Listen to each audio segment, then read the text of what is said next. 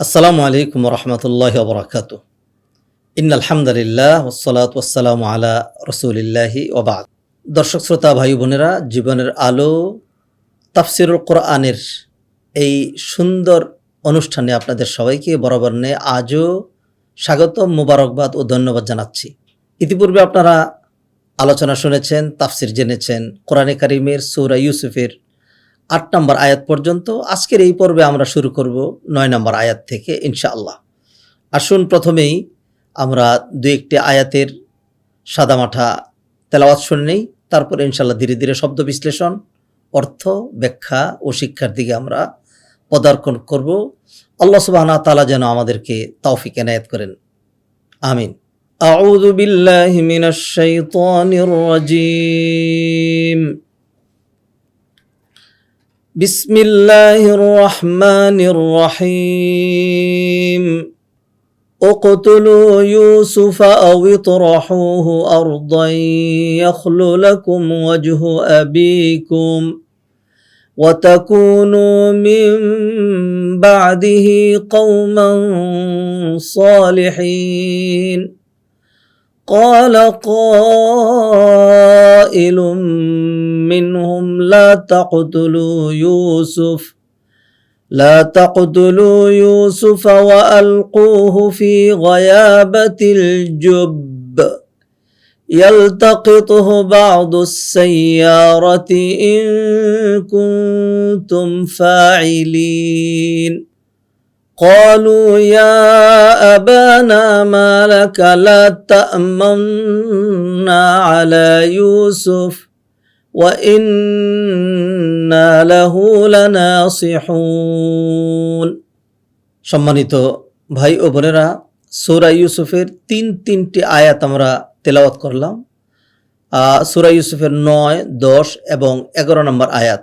আসুন প্রথমেই প্রতিটি আয়াতের শব্দ বিশ্লেষণ, অর্থ এবং হালকা ব্যাখ্যা এবং সবশেষে ৩টি আয়াতের উপর একসাথে আমরা কিছু শিক্ষা তুলে ধরতে চাই। এরই মাধ্যমে আমরা আলোকিত করতে চাই আমাদের পার্থিব জীবন, আখিরাতের জীবন, ব্যক্তি জীবন, রাষ্ট্রীয় জীবন পর্যন্ত জীবনের প্রতিটি স্তরকে।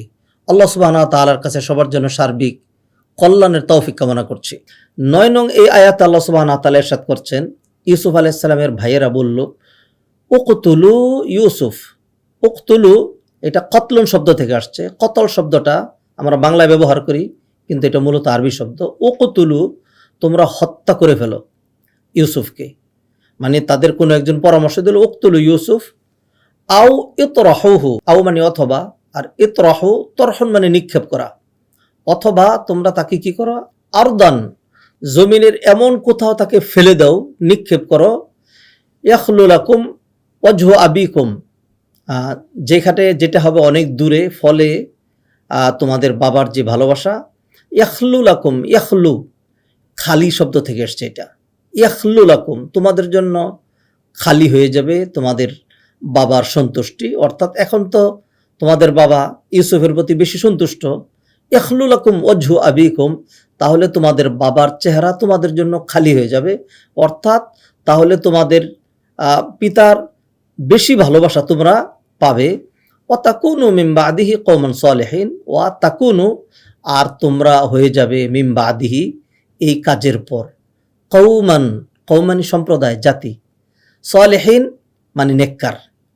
তাহলে এই আয়াতের যে অর্থ দাঁড়ালো সেটা হলো, উকতুলু ইউসুফা আও ইতরাহুহু, তোমরা ইউসুফকে হত্যা করে ফেলো অথবা তাকে দূরে কোথাও ফেলে দাও, তাহলে তোমাদের দিকে তোমাদের পিতার ভালোবাসা চলে আসবে। ওয়া তাকুনু মিন বাদিহি কওমান সালিহিন, আর তোমরা এরপরে নেককার সম্প্রদায় হয়ে যাবে। এই আয়াতে দর্শক শ্রোতা ভাই বোনেরা, এটা সহজে বোঝা যাচ্ছে যে ইউসুফ আলাইহিস সালামকে নিয়ে ইউসুফ আলাইহিস সালামের ভাইয়েরা একটা গভীর ষড়যন্ত্র করেছিল। সেটি হলো তাকে মেরে ফেলার অথবা তাকে দূরে কোথাও ফেলে দেওয়ার, এবং এটির লক্ষ্য উদ্দেশ্য যেটি ছিল সেটি হলো যে পিতা যেন ইউসুফকে বেশি ভালো না বাসে, তাদেরকে যেন বেশি ভালোবাসে, তাদের দিকে যেন বেশি মনোযোগ দেয়, এটা ছিল তাদের। তবে এই কৌশলটা যে কুটকৌশল এবং এই কাজটি যে পাপের কাজ, এটি কিন্তু তারা বুঝেছিল।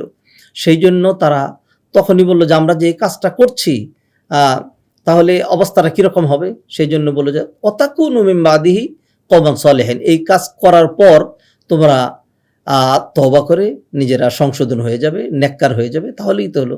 মানুষ তো ভুল করে, তা আমরা ভুল করছি, ইচ্ছা করে ভুলটা করছি, তারপরে আমরা তওবা করে নেককার সম্প্রদায় হয়ে যাব। এই হলো সূরা ইউসুফের ৯ নং আয়াতের অর্থ। আমরা চলে যাচ্ছি ১০ নম্বর আয়াতে।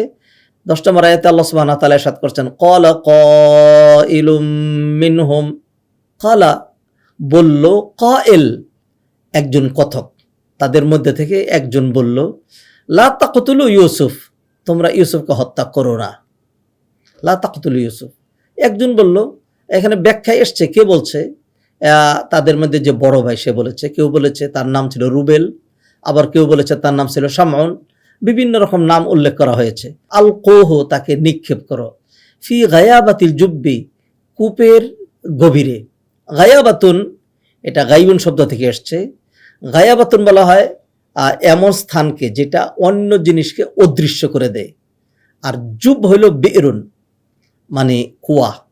তাকে তোমরা কুয়ার এমন জায়গায় ফেলে দাও, মানে গভীর কুয়া নিক্ষেপ করো যেখানে মানুষের দৃষ্টিগোচর হয় না, মানুষ টের পায় না, সেখানে ফেলে দাও। আস্তে আস্তে নিজে নিজে হয়তো মরে যাবে, অথবা কেউ তাকে উঠিয়ে নিয়ে যাবে।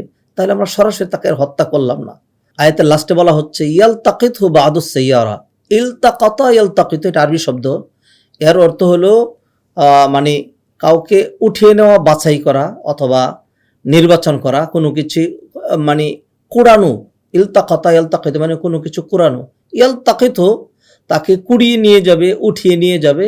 বাদুস সাইয়ারা, সাইয়ারা এটা সারা ইয়াসিরু থেকে এসছে, সেখান থেকে যেই জিনিস বেশি ভ্রমণ করে তাকে বলা হয় সাইয়ারুন, সাইয়ারাতুন।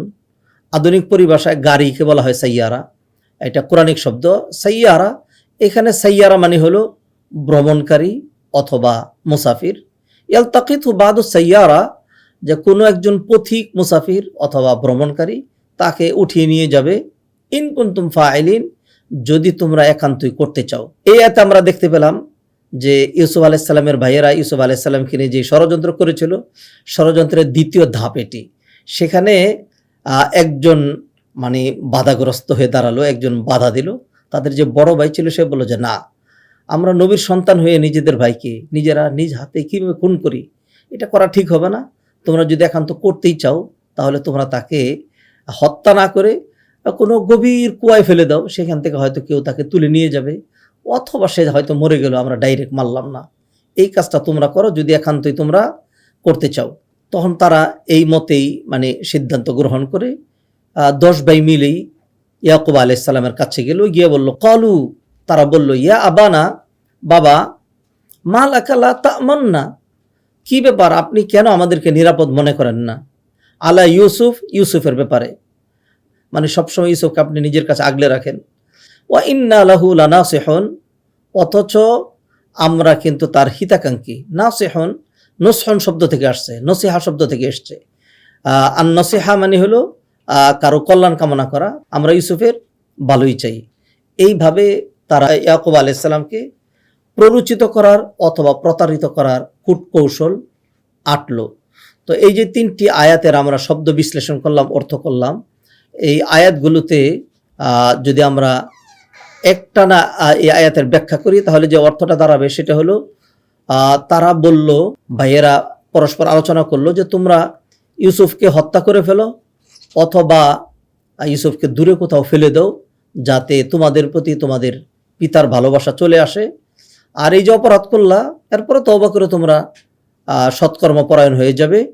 তখন তাদের এক ভাই বাধা দিয়ে বলল যে তোমরা ইউসুফকে হত্যা করো না, বরং তোমরা তাকে কোনো গভীর কুয়াতে ফেলে দাও, যাতে কোনো মুসাফির বা পথিক উঠিয়ে নিয়ে যেতে পারে। যদি একান্ত করতে চাও এটা করতে পারো, কিন্তু তোমরা তাকে হত্যা করো না। সবশেষ 3 নম্বর আয়াতে তারা বলল, তারা সব ভাই মিলে এই ষড়যন্ত্র করার পর পিতার কাছে গিয়ে বলল যে বাবা, আমরা কিন্তু ইউসুফের হিতাকাঙ্ক্ষী, কিন্তু আমরা দেখতে পাচ্ছি আপনি ইউসুফকে আমাদের সাথে মুঠেই দিচ্ছেন না, ইউসুফের ব্যাপারে আমাদেরকে নিরাপদ মনে করছেন না, অথচ আমরা কিন্তু হিতাকাঙ্ক্ষী। এবার আমরা চলে যাব এই 3টি আয়াতের যে শিক্ষা, সেই শিক্ষার দিকে। তো এই আয়াত থেকে আমরা আপনাদের সামনে অন্তত 5টি শিক্ষা তুলে ধরতে চাই। এক নম্বর যে শিক্ষাটি সেটি হলো, এই যে ইউসুফ আলাইসাল্লামকে নিয়ে এরকম ষড়যন্ত্র হচ্ছে, তাকে হত্যা করার অথবা তাকে দূরে কোথাও নিক্ষেপ করার, পিতার সন্তুষ্টি অর্জন করার জন্য, অথবা মানে ইউসুফের ক্ষতি সাধন করার জন্য, এই ব্যাপারে কিন্তু ইয়াকুব আলাইসাল্লাম কিছুই জানতেন না, কিছুই বুঝতে পারেননি। এখান থেকে আমরা শিক্ষা পাচ্ছি, আল আম্বিয়া লা ইয়ালামুন আল গাইব, নবীরা গায়েব জানেন না। তাহলে এই আয়াতের এক নম্বর যে শিক্ষাটি সেটি হলো, নবীরা গায়েব জানেন না। যেমনটি আল্লাহ সুবহানাহু ওয়া তাআলা কোরআনের অন্য আয়াতে বলে দিয়েছেন, ওয়া ইনদাহু মাফাতিহুল গাইবি লা ইয়ালামুহা ইল্লাহু, গায়েবের চাবিকাঠি আল্লাহর কাছেই, তিনি ছাড়া আর কেউ জানেন না। নবীজিকে হত্যা করার জন্য ইহুদিরা ছাদের উপরে বিশাল বড় পাথর রেডি করে রেখেছে। এরপরে যখন নবীজিকে তারা এই বিল্ডিংয়ের কাছেই বসিয়েছে, এই পাথরটা তার মাথায় ফেলে দিয়ে তাকে মেরে ফেলবে। যখন তারা এটা বাস্তবায়ন করতে যাচ্ছে, তখন আল্লাহ জিবরিলকে পাঠিয়ে দিলেন, ও নবী, আপনি তো জানেন না, এই স্থান তাড়াতাড়ি ত্যাগ করেন।